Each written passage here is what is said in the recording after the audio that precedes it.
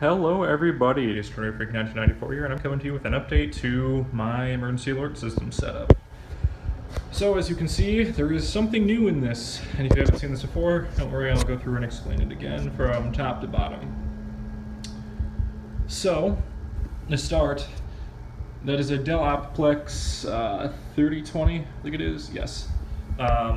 Mini computer, which I use to control my Sage digital end deck. And the software-defined radio remotely. So you see the Sage EAS end deck remote software, the web server from the Sage digital end deck, and the software-defined radio running. I currently have it tuned to Northwest Indiana Skywarn, so that's why there's no audio on there. So it's one input. The second input is this. This is the power supply for this radio. This monitors NOAA weather radio channels 3 and 5. So this works, the Dell Optiplex audio feeds into the main audio on the back of the digital end deck.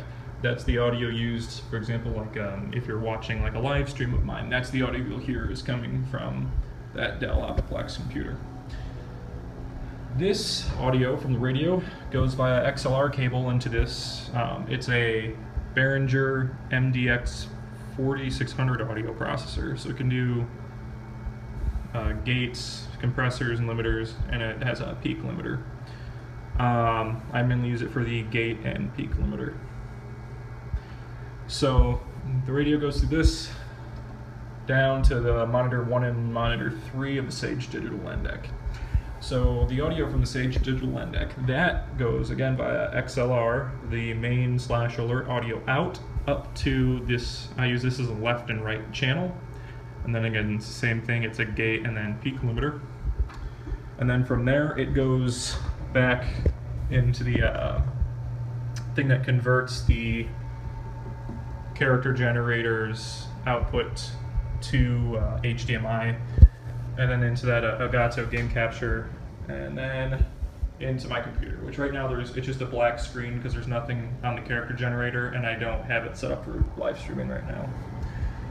And then finally, the Sage digital end deck controls this Chiron Kodi EAS system, which scrolls a bar at the top of the screen.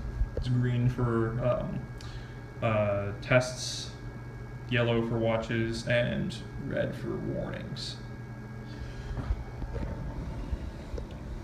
So again, that's the interface there, and that's the game capture HD. So earlier today I recorded a required weekly test going through my system here. I thought that would be a good way to demonstrate it. One final thing before I do that, before I almost forget, the antenna for this goes through a duplexer, but I don't have it, I just use it as a filter for the frequency range for NOAA weather radio, which goes up to that UHF VHF antenna that I have stuck to my wall. Alright, well, enjoy the required weekly test.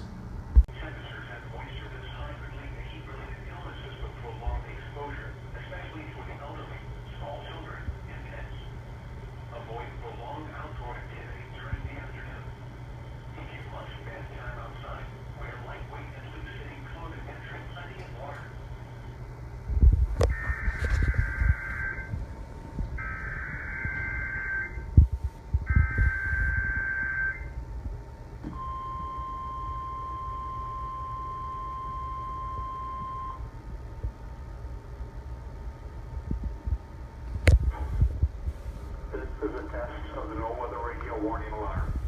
During periods of potentially severe weather, special receivers are activated to warn of the impending hazard. Tests for these receivers are normally conducted by the National Weather Service every Wednesday between 11 a.m. and noon. When there is a threat of severe weather on Wednesday, the test will be postponed until the first available good weather day. Reception of this broadcast and the warning alarm will vary at any given location.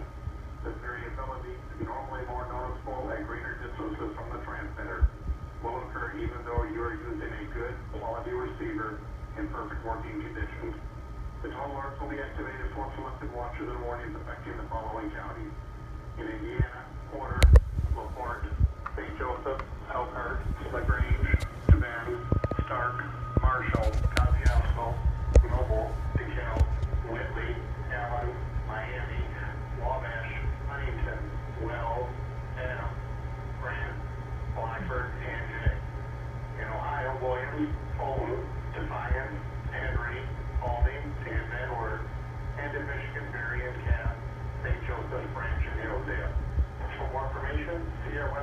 weather.gov/IWS and click on NOAA Weather Radio under local information.